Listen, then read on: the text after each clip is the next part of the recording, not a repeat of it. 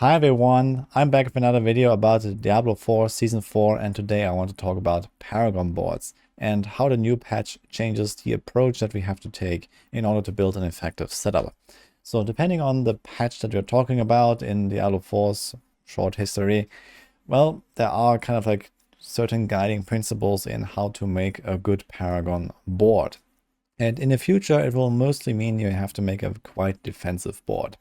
After playing the pit on the PTR and also doing those level 200 bosses, for example, the bar has definitely raised quite a lot in terms of how difficult monsters can get, how much damage they can do, and even building a pretty tanky character, you can die fairly easily in there. And generally you want to avoid dying as much as possible, not just when you play hardcore like I like to do, but also on softcore. The checkpoints, for example, are very far away, so every death costs you a lot of time.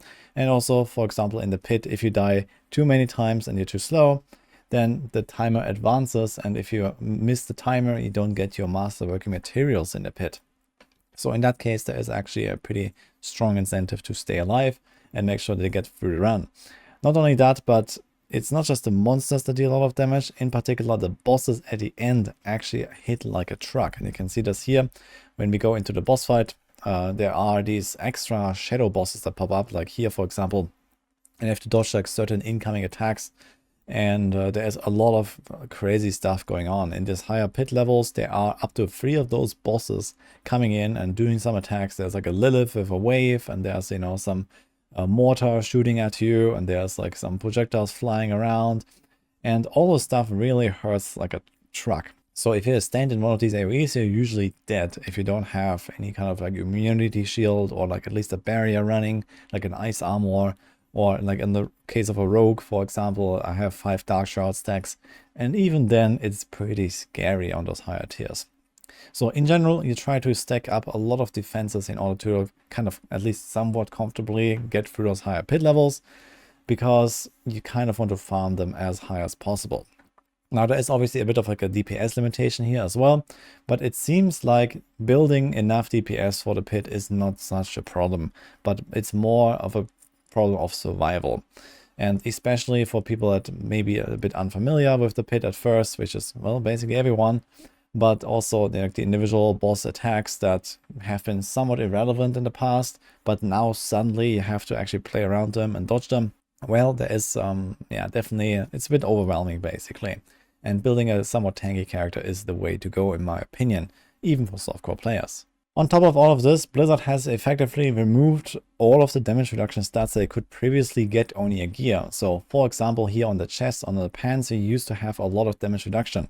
But if you type this now, well, it doesn't exist anymore in the PTR. There is no damage reduction on close, distant, generic, damage reduction from poisoned or shadow damage over time affected enemies, and all that kind of good stuff. There is literally nothing now. The only item that can still roll damage reduction is a shield for the Necros, and that's it. And all the other damage reduction will come either from skill effects, passive effects, maybe some uniques. So for example, the current existing uniques at least are unchanged. So here's an example of Tibbot's Will that still has close damage reduction, which now suddenly is a really good stat.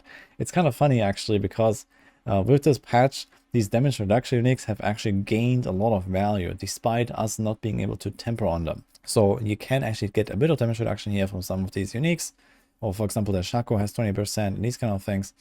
But in the grand scheme of things, damage reduction is gone, and the only way to survive is cap your armor, which is 16.4k in the near future in Season 4. And then cap your resistances, which is 70% everywhere. And then you stack a lot of life. So this is basically how you make a tanky character. And on top of this, you try to get like as many damage reduction modifiers as possible through paragons, for example. So this is really where we are going into now. So I'll give you an example of a build that I have played on the PTR. This is the Poison Barrage Rogue. I've actually made a video about this, and I took down some of the level 200 bosses with this, including Andariel, the new boss. And I've also gone through like pit 150, 160, something like that, relatively high, pretty comfortably with this build. And it seems like, unless there is like a major nerf to player damage output or some of the tempered mods, that again, stacking up enough DPS is not such a huge problem. Of course, you can always make your build a bit more glassy and just you know, for example, if you farm bosses a lot, that is probably a good idea just to cut down on the time that you spend farming them. On the other hand, farming bosses is mostly about the materials and not so much about the actual boss kill. So it's still not really a big downside to kill it a bit slower and have a working setup for the pit at all times. But there are a lot of Paragon nodes that help you out here that actually give you a lot of damage reduction. And those are the ones that you're going to look at more closely in the future. In the case of Rogue here, for example, one thing I really like to put into basically any Rogue build, I have been doing this in the past already, back in Season 0, for example, when the game came out, and generally monsters were much harder, and, you know, the Nightmare Dungeons were extremely hard, everything was nearly one-shotting you and all that. I try to build very, very defensive Paragon boards, including, for example, the cheap shot board with the Safeguard node, or the Wiles node here with the damage reduction. In this case, for example, even like these rare buffing nodes are extremely potent for these damage reduction effects, because they kind of like gain more value the more you stack on one particular node. So something like a 27% damage reduction from this effect is like more than a legendary affix, basically, like an aspect that you could put as a defensive slot that you just have on this one node. And there's still some small nodes here, for example. So if you have previously neglected damage reduction, especially back in Season 2, Season 3, when the game was extremely easy after all of the nerfs to monsters and the buffs and the power creep to players, well, it's gonna change now.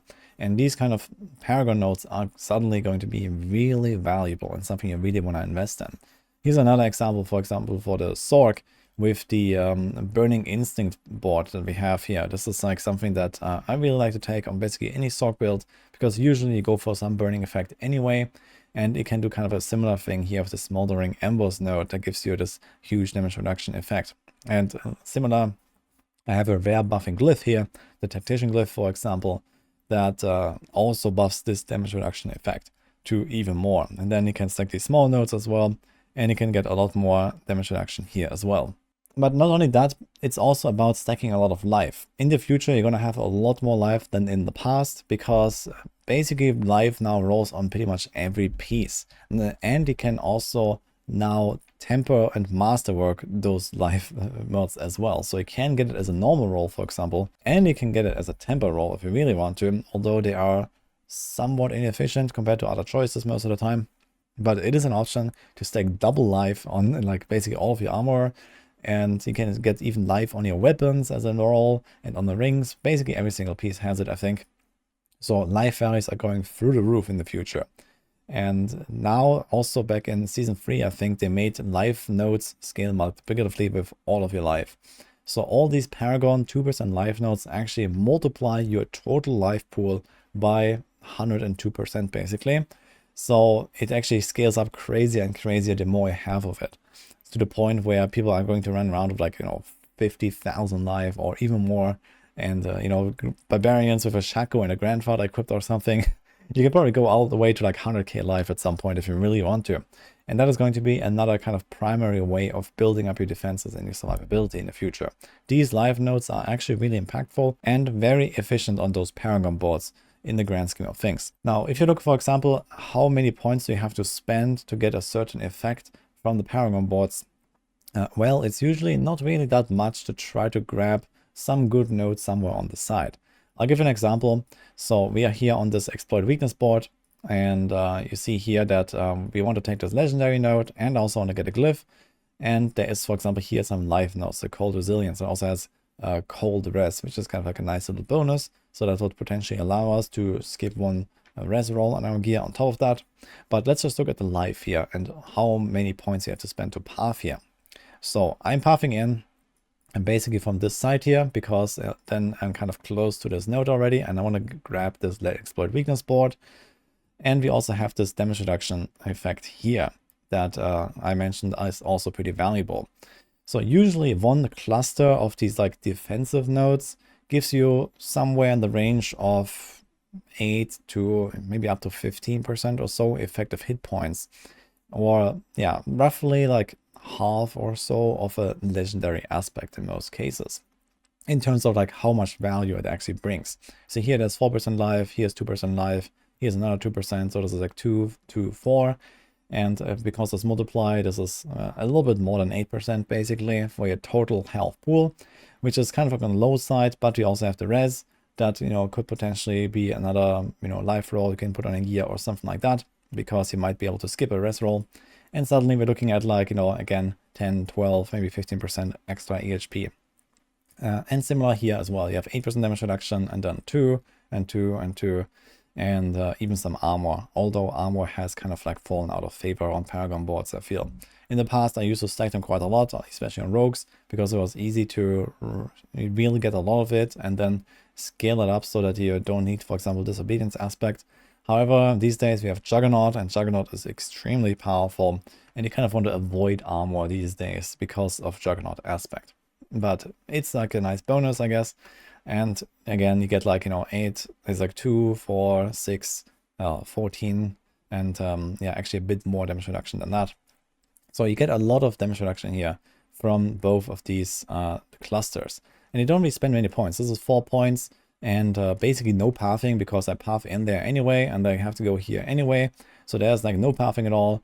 And in this case, well, we path out here, and this is also like a somewhat efficient, only 5 points from here to go to the gate, for example, and only like 3 points here. So you have very little pathing to even get there, and you can get a lot of damage reduction. And on the opposite side, if you try to stack up more damage on the Paragon boards, it's usually much, much more costly to try to do that.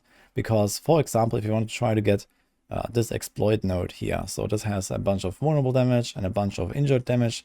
Let's just say that the vulnerable damage always applies and the injured is like, let's say, half the time, very optimistically.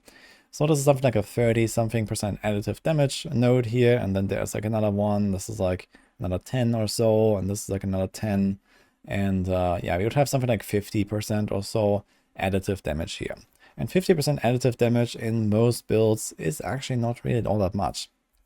Because we have like really large, increased damage category, basically, all of these stats kind of go into the same multiplier.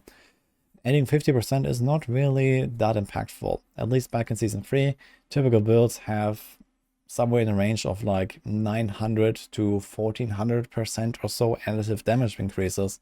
So, for example, on the lower end, when your total is like around 1000 and you add 50%, well, that's around 5% damage increase. Not really all that much.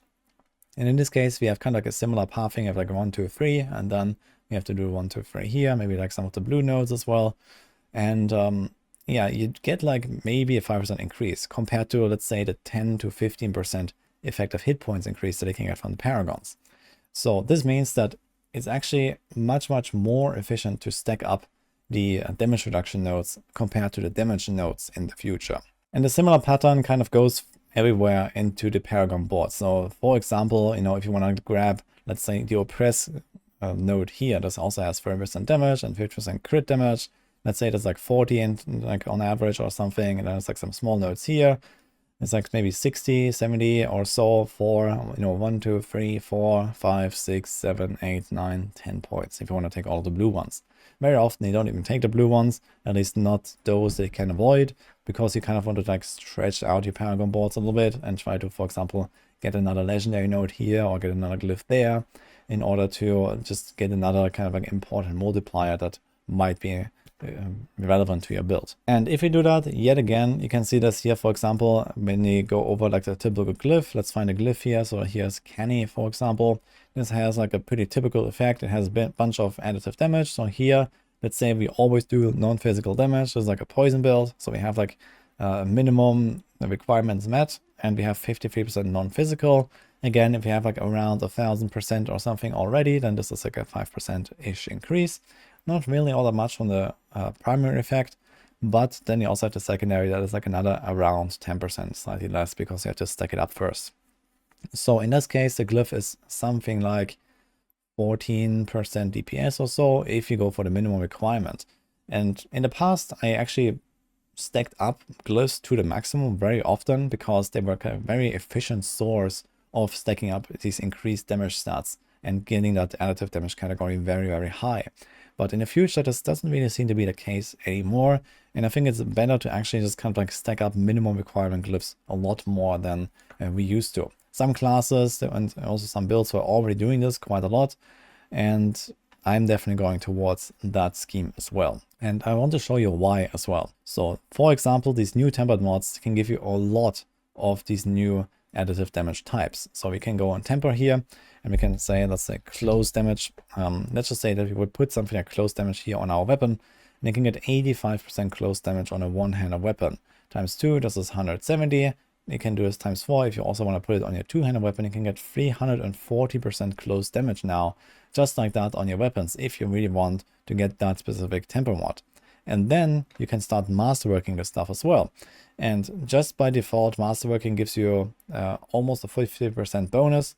So this like 340 will go to like around 500 or so without any masterwork crits. And if you now, let's say, really want to stack this up a little bit, then you're easily looking at like 600+% increased damage just from those temper mods on your weapons. And this is a rogue. There could be more on the barb. There could be less on other classes, but this is also not the only source of this additive damage. As I mentioned, for example, we have those glyphs here. So there's like this one glyph that gives us 50% up here. And then there's another glyph that gives us, you know, maybe 50% up here or 60%, for example. And here's another glyph that gives us 50%. And yeah, then you have like some other small things here. There's like 40%. We have some of the small nodes there. And it kind of all just adds up. So we have like, you know, I don't know, 200, 300, 400% from the Paragon boards as well. And then you can still roll normal stats on your items as well. So this actually just rolls. There's crit damage, for example. There's percent damage. There is vulnerable damage. So these kind of things can also roll on your gear. Even if you generally you want to temper something else on your weapons, most of the time you're probably going for, you know, some kind of skill-specific thing on your weapons. For example, you know, barrage, cast projectiles twice, which is effectively a damage multiplier, and also a lucky hit multiplier, which can be pretty relevant. So you don't really get necessarily that much of this additive damage from your weapon, but you can, and you still get a lot just from gearing up your character by default. So we're still looking at probably these average ranges of like, you know, 1000% plus or so of increased damage in the future in all of our builds as well. Meaning that stacking more additive damage is just not really all that impactful. And stacking up these glyphs with like all these little nodes here that just give you like another like 10% or something for like, you know, 2 or maybe sometimes 3 points spent. Like something like this can be an acceptable trade. But most of the time, this is not even good enough. Or even this here, for example, I didn't even take this one node here because I just couldn't really afford this 1 point anymore. And I can give another example of these trades between defensive modifiers on your Paragon boards. For example, here is a life cluster again. This has restorative. Potion healing, not really that relevant, but it has maximum life again. There's 4%, 2%, 2%. So it's kind of like a typical combo here for like a life cluster. And again, we have a kind of a short pathing because you want to go all the way up here anyway. We're already kind of close, and it's 2 travel nodes, 3 if you include this one, I guess, which doesn't really count for any kind of important effect. So 3 travel nodes and then life, life, life. So it's 6 points in total if we remove this, and this would also kind of give us a bit more than 8% total effective HP, which is pretty impactful. And let's say we remove all of these 6 points here and we try to get more damage instead, if you want to be a bit more on the offensive side. So we could actually go back to this glyph here and we could say, okay, boom, we take this one. We have like plus 12% or something additive. And then we go to another glyph. Here's, for example, also like an easy 1-pointer that gives us 10%. So that's 22 already. And then we have something like this here. This is again another 10%. So we have 32. And well, now we're also kind of slowly running out of better options here. So here we don't need to add anything more. And neither do we do here. But you could take like, you know, the small like 5% nodes, for example. So boom, we have those. That's like 42. And then you can do something like another 5% here for non-physical damage. So I have like plus minus 50% additive damage again for those 6 points that I just removed here from the life nodes. And again, if you look back at this 6 points I just spent, which was without any traveling. So I just added like kind of 3 points basically. They were all, you know, it's not like 1, 2, I have to like get through this willpower or something to get to the int node here. They were literally all there. So kind of best case scenario. And all I got out of this was maybe something like a 5% damage increase, if we are somewhat optimistic, because we already have so much of this increased damage value from other sources. So it's just not really that impactful to try to stack up these glyphs to the maximum, because most of the time there's just too much traveling involved, and most of the time it's just better to go for example, more glyphs. Just get another multiplier in there, another like, you know, times 10% damage increase, for example, that actually scales all of your damage much more effectively. Or as I mentioned, if you can, I would just try to grab as many of those defensive clusters here as possible. So basically on every single board, I would always like seek out those defensive nodes here, like damage reduction from vulnerable, damage reduction from burning, damage reduction from trapped enemies. If you're playing like with deadly ambush board, for example, I have this stuff here. So there's this here. So there's a lot of these effects here, and they are all really important in order to make your character stay alive a bit better.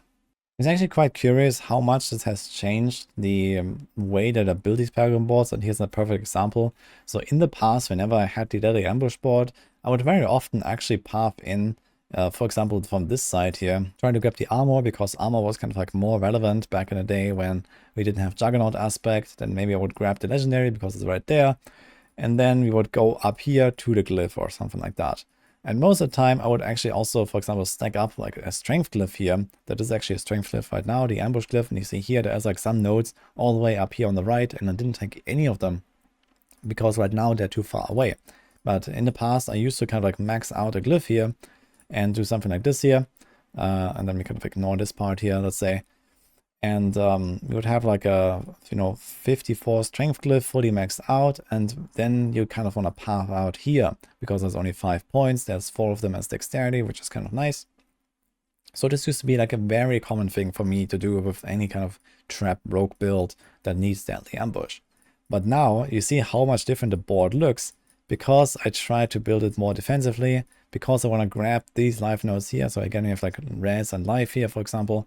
And we try to just do the short paths towards all these defensive clusters everywhere on the board, so that we pick those up as we go towards the glyphs, as we go towards the legendary Paragon nodes. So I kind of shifted my focus away from stacking these glyphs, stacking like more of these like more offensive nodes, and instead just went all the way to try to get all of these damage reduction nodes.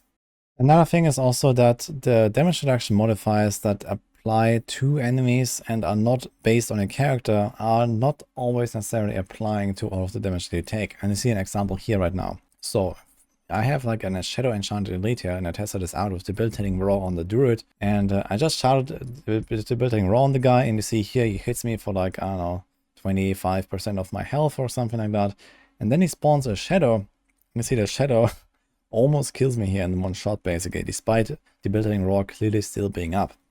So there seem to be certain effects that do not apply to those shadows, and likewise for those shadow bosses that we're going to see in the pit. So when you fight these pit bosses here, for example, there are a lot of these like bosses coming in that I showed earlier, and a lot of effects going on. And I believe that a lot of those are not actually in any way affected by how much damage reduction you put on the enemy. So damage reduction from burning, damage reduction from poisoned, debilitating Raw, and so on. There was some discussion about this that I had with some guys, but it seems like at least some of them do not work. Maybe that depends exactly on which effect we're talking about. In some cases, these things can be considered like an extension of the boss, basically, and you can actually like apply damage reduction to the boss that then proliferates to the shadows, basically. But in any case, you want to try to stack up as much damage reduction on the character or more effective HP from just like having more life, for example, as possible. So if you have the option, then just having a consistent damage reduction on you compared to on the enemy is always a better choice, basically. But yeah, you don't always have the choice. So in that case, for example, on the rogue, there are simply a lot of conditional effects that you in some cases can't even apply to the boss, like damage reduction from slowed, for example, or something like that. But you see here, you can die so easily, even when you try to build a character somewhat defensively. So in that case, yeah, try to go for a lot of life, try to get damage reduction where you can, try to get something like, for example, Dark Shrouds in your build. So Dark Shroud is definitely going to be a big feature in all rogue builds in the future, I guess, that want to go deep in the pit at least. And yeah, these kind of effects are extremely helpful. So I want to take a look at those more clearly when you actually build your Paragon boards and your setup in the future. And that pretty much sums up this video here. So TLDR, get a lot of life, cap your armor into resistances, and then try to take those efficient, you know, like purchases here on the Paragon boards. You know, this extra life nodes, these extra damage reduction nodes. Maybe try to stack up something like a rare buffing glyph in one of these damage reduction clusters here, like especially on the sword. So the Burning Instinct is always like an evergreen basically that I can put into any build. But in general, you want to try to get a lot of damage reduction. So that's going to have to take away here. And if you try to go into the pit thinking that this is going to be just like Season 2 or Season 3, then you're probably going to have a bad time. Because, as I said, even trying to build my character somewhat tanky, you can still get one-shot quite a lot. And that sums it up. So hope you enjoyed this video here. I wish you good luck when Season 4 comes out. Of course, I'm going to have a lot of guides and builds for you ready. Right now, I'm going to be working on those. And then when the season comes out, I want to make a lot of guides for all the stuff I tested. And if you're ever looking for any of my planners, you can find them here on the Discord and the Woody Builds channel. I have all of the stuff here. There's a lot of Season 4 planners. There's going to be more added. And I'm going to start to fill them out with all of the stats and everything. But a lot of the stuff is already made. You see here's the Paragon boards, the legendaries and so on. So it just needs a bit of fine tuning. And then we're good to go after the final patch notes. Hope you enjoyed this video here. And see you guys next time.